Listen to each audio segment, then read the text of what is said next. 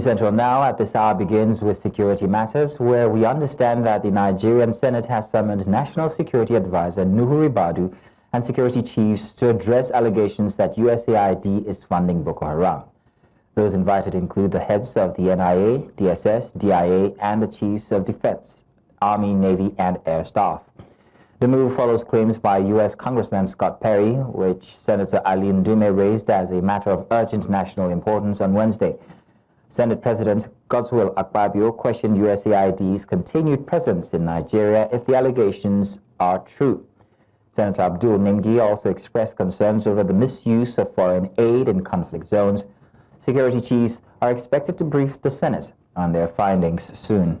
We now move to some legal matters. A federal high court in Abuja has rejected Senator Samuel Anyau's request to stop the Independent National Electoral Commission from recognizing his removal as National Secretary of the People's Democratic Party. Presiding Judge Justice Inyang Eko Justice ruled on Wednesday that while the case was urgent, the court must hear from all parties before making a decision. Anyau sought an order preventing INEC from acting on PDP documents without his signature. The judge instead directed him to notify INEC and PDP chairman Umar Damagun of the suit. The court scheduled February 24 for the hearing, allowing both sides to present their arguments. And now we head to Benue State, where the State House of Assembly has removed Justice Maurice Ikpembesi as the chief judge of the state. Lawmakers on Wednesday also recommended Justice Teresa Igoche, the next most senior judge, as the acting chief judge. The decision followed a petition from Governor Hyacinth Alia, who accused Ikpembesi of abuse of office, corruption, tampering with local government election laws, and inciting judicial strikes. However, the removal was met with opposition as 13 out of 31 lawmakers voted against it. The development has sparked controversy in the state's judiciary, with some legal experts questioning the process leading to Ikpembesi's removal. In the meantime, the Benue State House of Assembly has suspended 13 lawmakers from dissociating themselves from the removal of Chief Judge Justice Maurice Ikpembesi.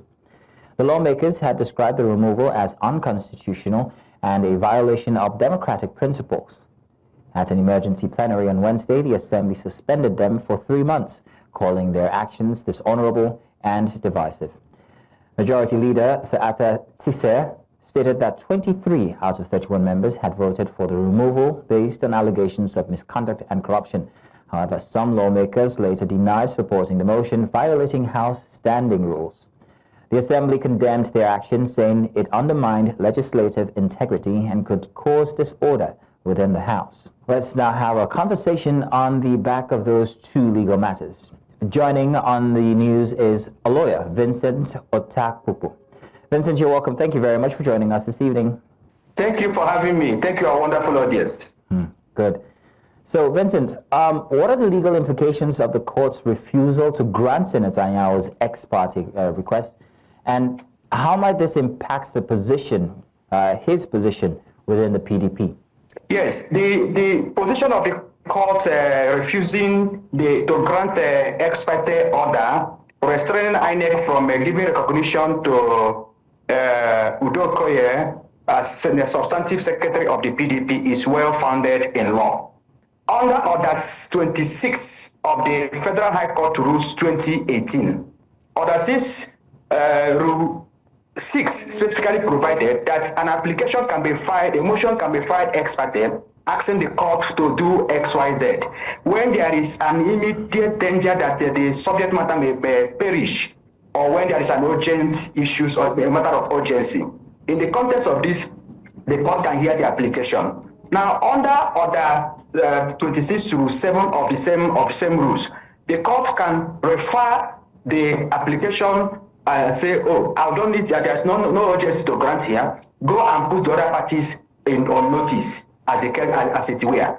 Now, the position of the court refusing such application is commendable, is founded in law, it is in line, intended with our nascent democracy, and the new need to give fair hearing to the opposing party. Section 36 of the Constitution has granted the right to fair hearing, and that right to fair hearing presupposes that where a person has been accused of anything, the person must be given right to be heard, right to state his own side of the story as the case may be. So there is no urgency, there's no perishable tomato or pepper that will warrant that if the court does not give it, something drastic will happen. It is just an office, and INEC has been put on notice to come and show cause as the case may be when the motion of notice will be had. You must know that the leadership squabbles respect to the secretary, national secretary of PDP started when Anyanwu, when then substantive secretary, vacated office to contest the office of the governor of Imo State and lost. Nature abhors vacuum. The PDP Southeast caucus and what have you, deliberated, and the National Working Committee, as the case may be, accepted the recommendation of Udokoye as this to replacement as substantive secretary. Anyanwu lost the governorship bid and decided to come back to say, no, I'm still the substantive secretary when nature abhors vacuum. Now, Udokoye went to the Enugu State High Court, got an order in 2013 December that affirmed him as the substantive secretary of the PDP. Now, in January 2014, Anyanwu went to the FCT High Court, the High Court here in Abuja, and got an order declaring him as the still substantive secretary of the PDP. But Anyanwu went to Enugu and appealed against the judgment of Enugu State High Court, to the Court of Appeal, Enugu State, that in December 2014, the Court of Appeal affirmed the judgment of the lower court, the High Court of Enugu State, that pronounced Udokoye as the substantive secretary. Anyanwu now appealed to the Supreme Court of Nigeria, which appeal is still pending, as the case may be. But a motion for stay of execution was filed by Anyanwu at the Court of Appeal, which was transferred to be heard at the Court of Appeal at Abuja here. And the appeal court did not hear and grant any stay of execution as it were. So the valid subsisting judgment of the court on the subject matter as to the national secretary of the PDP is that of the Court of Appeal of Enugu State that have conferred the rights and benefit on the Udokoye, of which INEC must obey. Because every judgment of court confers on a successful litigant benefit, rights, interest, and obligation. Because the litigation is like a contest, pending when the appeal at the Supreme Court is determined as the case may be. Entering of appeal at the Supreme Court or Court of Appeal does not operate as a stay unless there's express order of a Supreme Court or Court of Appeal granting stay of their judgment or order as a case may be. Vincent. Section 18 of the Court of Appeal Act, which is in consonant with Section 7 of the Supreme Court Act, is in line with this. Vincent. So the order of the Federal High Court, my Lord, the erudite Justice Ekwo, is well founded and in law. Let the parties come to court. All right, now, Vincent, just a second, Vincent. Just a second, Vincent. Now, that's very grand, and thank you very much for giving us a step-by-step how this is all happens. But how does this case reflect internal power struggles within the PDP? They're not proving to be such a powerful opposition at the end of the day. How is this going to reflect on the followers of the party or even the internal members of the party as they see the squabbles happening for leadership? I agree with you. The situation does not represent, it does not portend the PDP in a good light, because they will continue to lose a lot of membership and as the case and the stewardship and as the case may be, because as a viable opposition they're supposed to be, which they are not. They're supposed to put their house in order. 2027 general election is around the corner. There should be that internal party discipline, internal party democracy, which the PDP constitution also provides, and the 1999 constitution. PDP no need to put their house in order and must be able to call a spade a spade. The National Working Committee and National Executive Committee of the party have already endorsed the office Udokoye as the National Secretary of the PDP, and that is a way to go in line with judgment of the court. And INEC is enjoined to accept that as the position of the law, pending when the suit before the court is already determined. But you must know, Supreme Court appeal is already at the Supreme Court, and by section 235 and 2 of the Constitution, Supreme Court is the highest court in the land, as the case may be, as a policy court. Now, Vincent, so which I know, what Supreme Court gives judgment on that subject matter, it will bind everybody, and that will put to rest the squabbles. All right, Vincent, what about the allegations that are about the ruling party actually having a hand in the squabbles of the other parties, like, for instance, in this case, the PDP? These are all allegations, whether founded or unfounded. But in every allegation, there may be some witty truth. But the truth is that in most cases, when you have a ruling party that want to clinch to power in subsequent elections, there's every indication that they will do everything humanly possible to retain power, which includes but not limited to disorganizing, disorienting the activities of opposition parties, so as to put them in a state of quagmire, in a state of confusion, so that they will not be able to get their feet together to be able to launch a credible opposition. So there may be some truth in those allegations and the assertion and the accusation. APC is a ruling party. They also need to do well. You don't need to, as the case may be, disorganize as the accusation portends other political parties to be able to win the next election, because the mandate lies on the people. So it's whether founded or unfounded, the allegations are there. But the PDP need to put their house in order and do more so as to win the mandate of the heart of the people before the 2027. These activities, all these leadership squabbles will not take them anywhere. All right, now, Vincent. Let's leave the PDP National Secretary saga for a minute, and let's talk about the removal of the judge. What are the legal and constitutional implications of the Benue State House of Assembly's removal of Chief Judge Maurice Ikpembese, especially given the opposition from some lawmakers? Yes, I received with shock, with utmost dismay, the news of a purported removal of the substantive chief judge of Benue State. Such a purported action, which amounts to what I'll call legislative rascality, is not an abuse. Is not only repugnant to natural justice, equity, and good conscience, but inconsistent and incompatible with the provisions of the Constitution, especially Section 292 of the Constitution, that are outlining the procedure for the removal of a chief judge of a state. Take it this way: Section 153 has provided the establishment of National Judicial Council of the Constitution as a body responsible for appointment, promotion, disciplinary action against judicial officers in Nigeria. Under Section 271 of the Constitution, it says that the appointment of the chief judge of a state shall be done by the governor on the recommendation of the National Judicial Council, subject to confirmation by the state houses of assembly. Now, under the law of master and servant labor law, he who hire cannot fire. If the law has provided that the only procedure to appoint this chief judge is by the appointment by the governor on the recommendation of the NJC and confirmed by the state assembly, it is also related that the procedure to remove the governor of the chief judge, as it applied in the Section 292 of the Constitution, requires the concomitant participation and intervention of the NJC. Now, the procedure under that section says that a judicial officer shall only be removed from office, cease to be in office or removed from office in the case of a president, in the case of Chief Justice of Nigeria, or Grand Cadi, or President of the Court of Appeal, or Chief Judge of Federal High Court, or City High Court, as the case may be, by an address by the President, subject to two-thirds majority completion by the Senate. Now, that is A sub II. Then II too says that in case of Chief Judge of a state, Grand Cadi of the Sharia Court of Appeal or Customary Court of Appeal of a state, by an address by the chief judge, by the governor, subjected by two-thirds majority of the state assembly.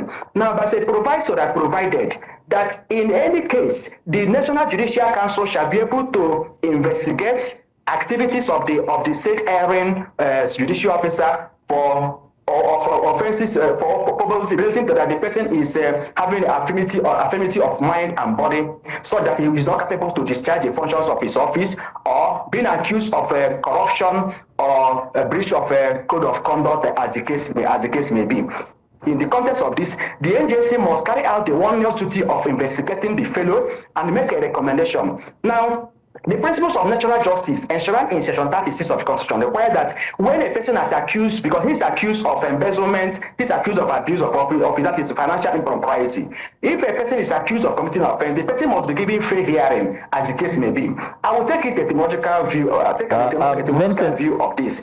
Vincent, I would like to let you. 2 years. Vincent, my apologies. I would like to let you continue But unfortunately, we won't be able to, but I might be inviting you over for another show where we can have this discussed much more elaborately. I just want to say that the Nigerian Bar Association, FMOC, the President of Nigerian Bar Association, has issued a statement of the standpoint of the NBA condemning the activity that is amount to judicial rascality and asking NJC to intervene and call the State Assembly to order. And also that any judge of the High Court of Benue State that takes the acting capacity of the office of that CJ should be disciplined, and the lawyer should boycott the state court as a necessary measure against such judge. That the democracy requires that due process must be followed in removing a judicial officer for the democracy to be stable in Nigeria, and for rule of law, and for separation of powers under section 4, 5, and 6 of the Constitution, wherein the judiciary, legislature, and the executive have different powers. They cannot interfere,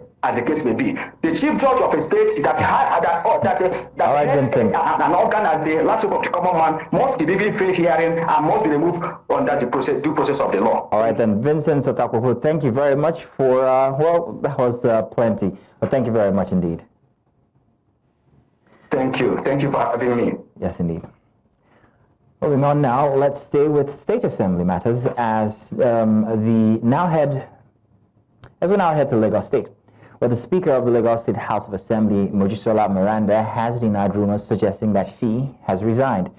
Miranda's Chief Press Secretary, Segun Ajiboye, provided the clarification which he made on the heels of viral reports alleging that the newly appointed Speaker had resigned. Ajiboye further explained that the latest resignation was the handiwork of paid bloggers who he claimed work for the former Speaker, Mudashiru Obasa. An unsigned letter dated February 17, 2025, allegedly released by Miranda, had also been trending for 2 days, with the content claiming she had resigned. The Lagos Assembly has been immersed in a leadership crisis since the former Speaker, Mudashiru, was removed by the majority of the lawmakers at the House. Away from that now, the Lagos State, or rather the Edo State House of Assembly, has passed a bill amending the kidnapping prohibition law, imposing the death penalty on convicted kidnappers. She highlighted the rising cases of abductions and the need for harsher penalties to curb the crime. Other lawmakers backed the legislation, arguing that the death penalty would serve as a strong deterrent and deliver justice for victims. In a related development, the Assembly has repealed the Edo State Electricity Law of 2022 to pave the way for a more robust energy framework. The new law establishes the Edo State Electricity Market, the Edo State Electricity Regulatory Commission, the Edo State Electrification Agency, and the Edo State Electricity Transmission Company, among other reforms aimed at improving power supply in the state. Still in Edo State, State Chairman of the All Progressives Congress, Emperor Tenebe, has described Governor Monday Okpebholo's achievements in his first 100 days in office as bold steps towards ensuring prosperity for the state. In a statement issued in Benin, Tenebe said the governor has shown a strong commitment to making Edo a leading state in the country. He expressed confidence that the administration will continue to make meaningful impacts in the months and years ahead, ensuring shared prosperity for all. Tenebe added that in just 100 days, the Okpebholo-led government has restored hope and reassurance to the people. And the Oyo City Council of the Nigerian Labour Congress has warned the Ibadan Electricity Distribution Company against any form of discrimination or harassment of employees recently laid off. NLC State Chairman Kayode Martins issued a warning in Ibadan during a peaceful protest at IBEDC's corporate headquarters on Ring Road. He pledged not to back down until the company implements the new minimum wage for its workers, warning of severe consequences if demands are not met. The aggrieved electricity workers are also calling for the regularization of outsourced staff and access to affordable quality health care, among other demands. We've been showing up our grievances for years, though we didn't come out in mass like this. We were doing it peacefully, but they decided not to listen to us. So I've been working here for 8 years, and the same salary I've been taking since 8 years ago is still the one I'm still taking presently, considering the present situation of the economy. So we came out to show our grievances. We came out to show to show what we are going through in a peaceful manner. Without power, there is no light. That's why we are there. We are working tirelessly from 8 a.m. to 5 p.m. in the evening. For the 31 days, we are collecting 50,000 naira. And I'm telling you vividly, the same position that I occupy, the same IBDC that I occupy, that the same position, they are collecting 294,000 naira. Why we are being paid 50,000 naira? You can see the margin, you can see the difference. That is, they are just enslaved us. They are enslaved us. Please come to our aid, Mr. President Bola Ahmed Tinubu. The sovereign is too much. State government, we heard Governor Seyi Makinde, His Excellency, come to our aid. Please help us. We also have family. Even as I'm talking to you, they transfer me from Osun down to Ibadan here. You could see the transport fare from Osun to Ibadan, from Ibadan to Osun. At least I will go to see my family out of that 50,000 naira. Please, they should come to our aid. We are appealing to the state government and all the stakeholders. Please call IBDC and PPI into order. They are still paying people 41,000 naira today. When the law says you must not, the minimum wage as indicated in the law means this is the least you must pay to your least worker. It's not that you must pay 70,000 naira. The least employer in Nigeria today, the law says must not earn nothing less than 70,000 naira. And we have people working day and night here, placed on 41,000, 42,000 naira. And in the same place, we have people earning as high as 600,000 naira. And it is these same people earning much, millions. It is these same people that is now tumbling with the 120, the stipend amounts. They hit up everything. Even the guy, they are taking it up. It's not done. So we are appealing to the citizen and everybody, please come to our rescue. We don't have power. This is the only thing we can do. That's why we are here. Nigeria's federal government says it has officially unveiled a comprehensive 4-year roadmap for the open government partnership aimed at fostering socio-economic growth in the country. This was during a valedictory session of the National Action Plan 3 and the inauguration of the committee tasked with the development of the roadmap, which held at the Ministry of Youth Development in Abuja. I encourage you to carefully examine the NAP4 roadmap presented to you and prove valuable feedback to enhance the progress. Please draw intensively from the experience with the implementation of the NAP3 as you contribute to the draft. Our goal is to create a new NAP that will not face the same challenges that we faced during the implementation of NAP3. Building on the gains that we've made since 2016 on OGP, and also making sure that moving into the next round, into NAP4, that we take those gains, those learnings, we close the gaps where they exist, we take note of the challenges, but most importantly, that we bring all hands on deck to ensure that Nigeria continues to gain from being a part of the Open Government Partnership Initiative. The Nigerian Bar Association is hosting the State of the Nation discourse, focusing on the enforcement of local government financial autonomy in Nigeria. The discussion centers on full compliance with the Supreme Court's landmark ruling in Attorney General of the Federation versus Attorney General of Abia State and 35 others. In a historic judgment on the 11th of July 2024, the Supreme Court ruled that governors must stop withholding or controlling funds allocated to local governments, granting full financial independence to all 774 councils as stipulated in the 1999 Constitution as amended. The NBA says the discourse aimed to identify challenges to implementing the ruling and propose solutions for its enforcement. Many governors hold the view that the idea of financial autonomy for a local government in a federation is an anomaly. They argue that Nigeria being a federation, that local government is not a federating unit. Others contend that the issue is not about being a federating unit. They further contend that if the Constitution has provided for a tier of government and guaranteed the existence of democratic institutions at that level, and has also ensured that revenues accruing to the federation is shared between the federal government the state governments and local governments. It is not the place of state governments to argue that the local government should not have control. Attorney General and Minister of Justice Lateef Fagbemi has condemned governors for unlawfully dissolving local government councils, calling the act treasonable. Speaking at a Nigerian Bar Association event in Abuja, Fagbemi, represented by Tijani Ghazali of the Ministry of Justice, criticized governors who ignore Supreme Court rulings and constitutional provisions protecting local governments. He also accused state attorney generals of failing to properly advise their governors and called for strict penalties against violators. Despite legal safeguards, state governments continue to interfere with local councils, raising concerns about constitutional violations and governance integrity. Legal removal of democratically elected local government councils by state governors. It is quite unfortunate that few states have continued to blatantly carry on with this illegality.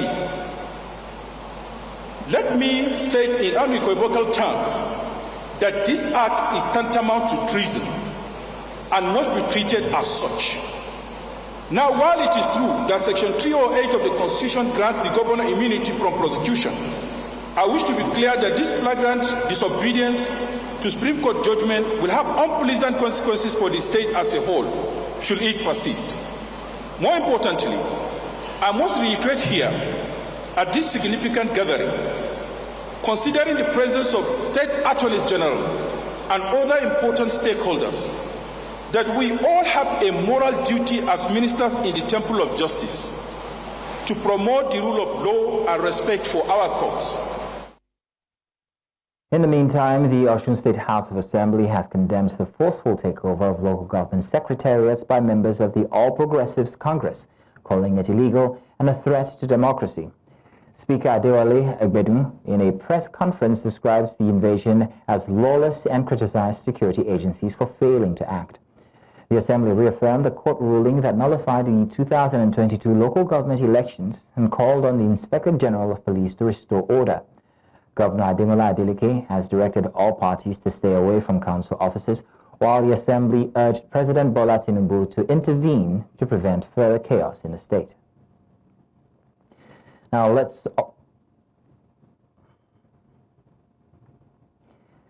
also tell you that the Osun State Independent Electoral Commission has dismissed reports that military personnel sealed off its premises in Osogbo. The OSSIEC Information Officer, Sadiat Isiaka, in a statement described the claims circulating on social media as false and misleading. The Commission reassured the public that the local government election scheduled for Saturday will proceed as planned and urged residents not to be discouraged by misinformation. It also confirmed that its premises remain secure, with internal agency security personnel ensuring order. Meanwhile, the Osun State Police Command has launched a manhunt for those responsible for violent clashes that erupted across the state on Wednesday. Across the state on Monday, leaving several people dead. Police spokesperson Yemisi Okpalola, in a statement on Tuesday, said Commissioner of Police Mohammed Abba had ordered a thorough investigation to bring the perpetrators to justice. Authorities have urged residents to remain calm as security forces work to restore order. The violence broke out when APC members attempted to enforce a Court of Appeal ruling in Akure, which overturned their sack by the Osogbo Federal High Court in November 2022. However, they were met with fierce resistance from PDP supporters who had mobilized in large numbers at local government secretariats.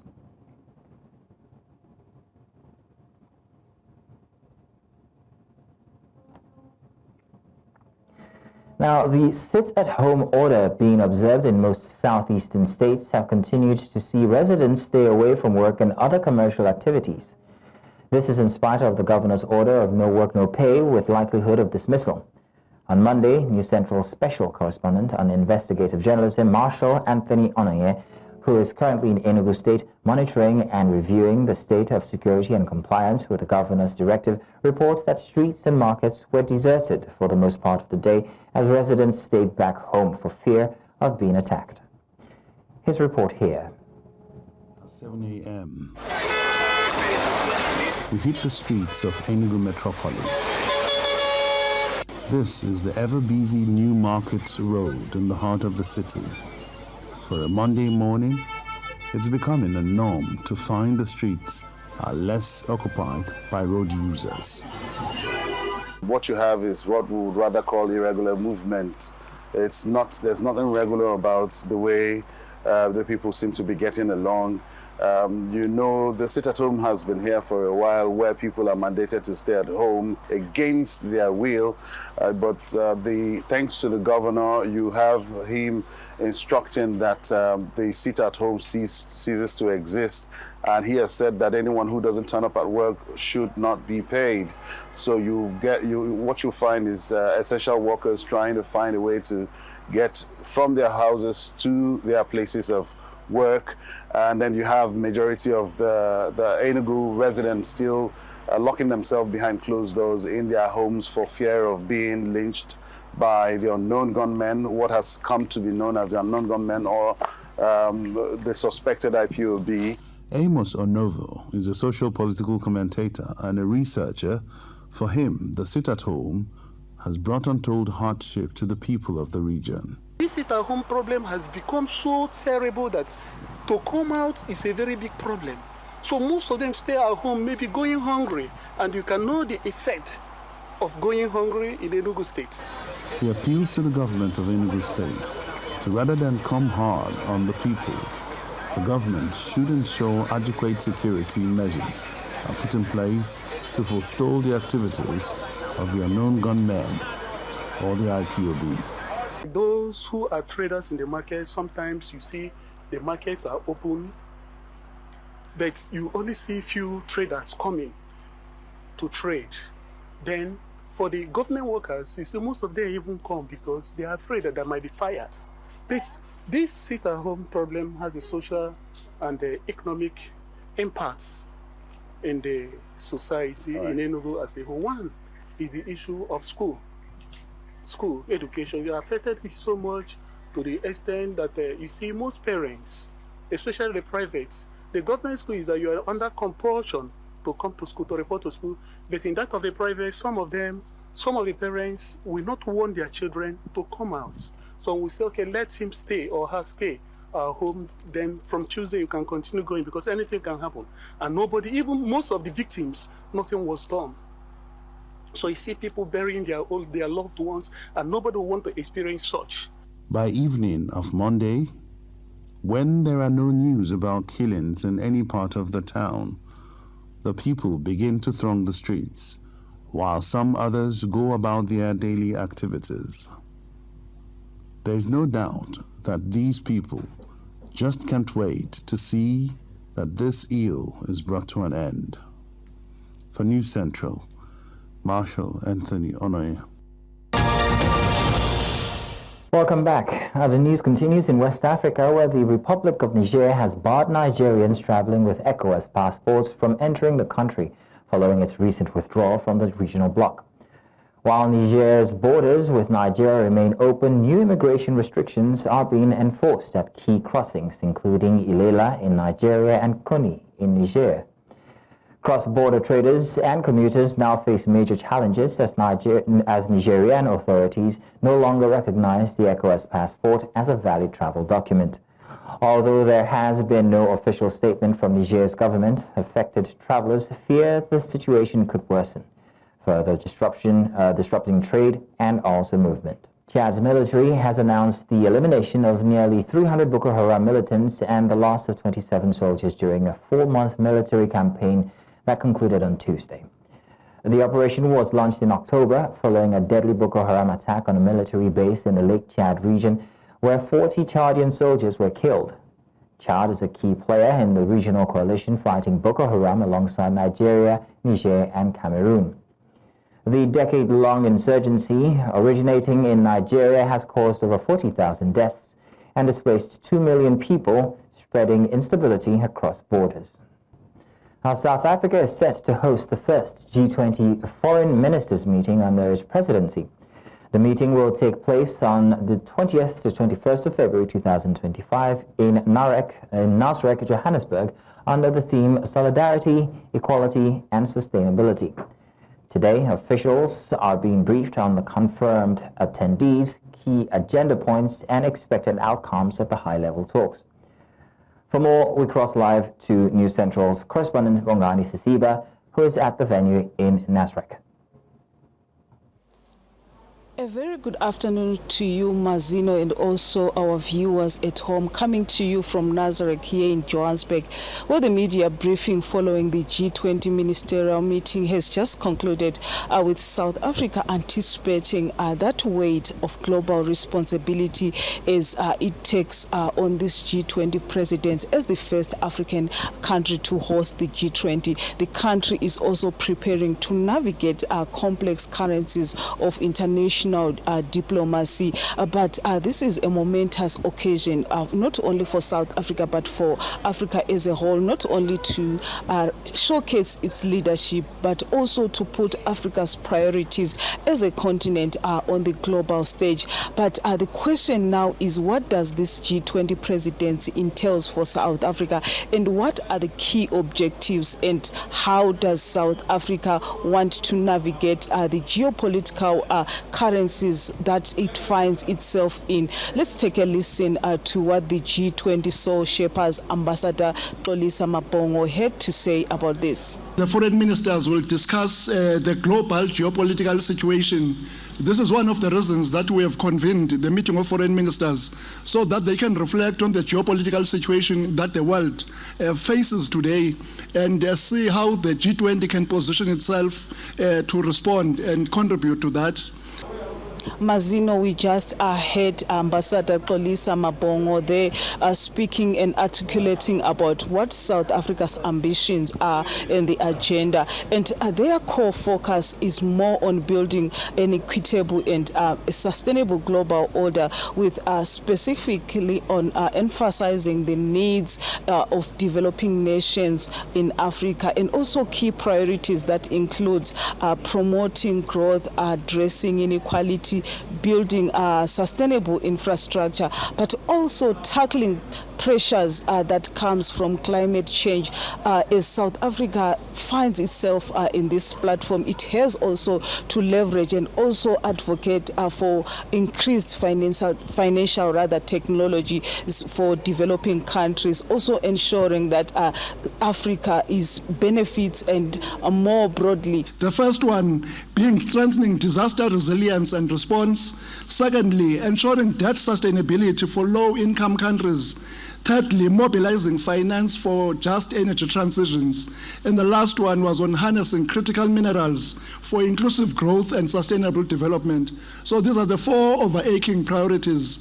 But furthermore, Mazino, South Africa is committed to combat with other African countries more effectively, also aiming at greater investment rather and economic cooperations, playing also a pivotal role in its continued development, and also developing many other countries. But one notable country that has been invited is Nigeria, among other countries that are not part of the G20. And Nigeria's presence presents a unique opportunity for the country to see the G20 processes, and also maybe to articulate its own development priorities.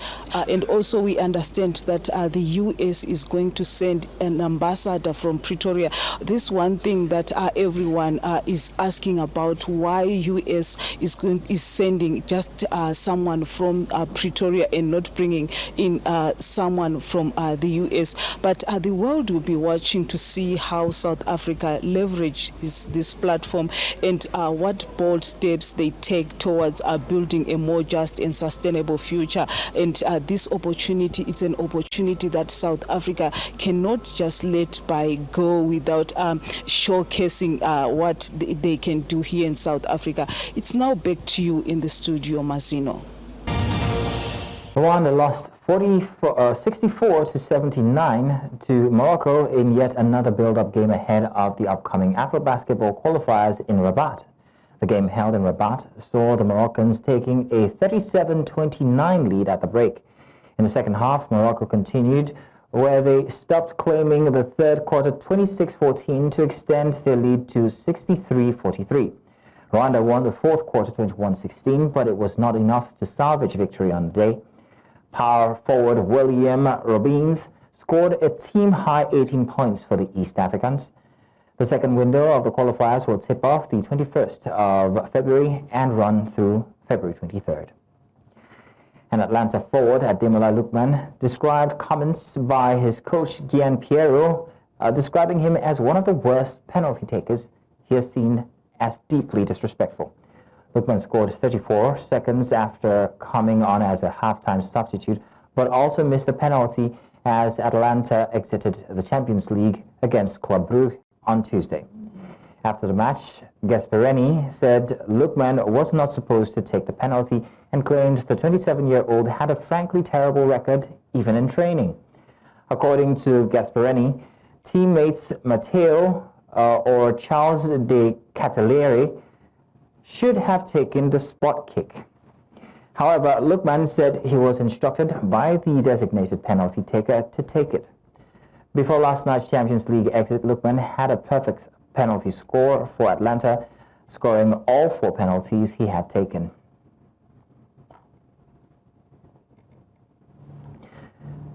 And Jude Bellingham has been banned for 2 La Liga matches following the red card in Saturday's draw with Osasuna. The Real Madrid midfielder was dismissed in the 39th minute for foul and abusive language towards referee Jose Luis Montero. On Tuesday, the Spanish Football Federation condemned the repulsive abuse Montero had received since. The RFEF disciplinary committee ruled on Wednesday that Bellingham should be punished for what he described as attitudes of contempt and lack of consideration toward referees. It means England international Bellingham, who's 21, will miss La Liga fixtures against Girona and Real Betis. The former Birmingham City midfielder said his language had been misconstrued by referee Montero, adding that there was no intent to insult him. And that's all the news this hour. Remember, you can watch News Central live on DSTV channel 422, Star Times channel 274, Avo TV, and of course on YouTube. Many thanks for watching. My name is Mazino Appeal.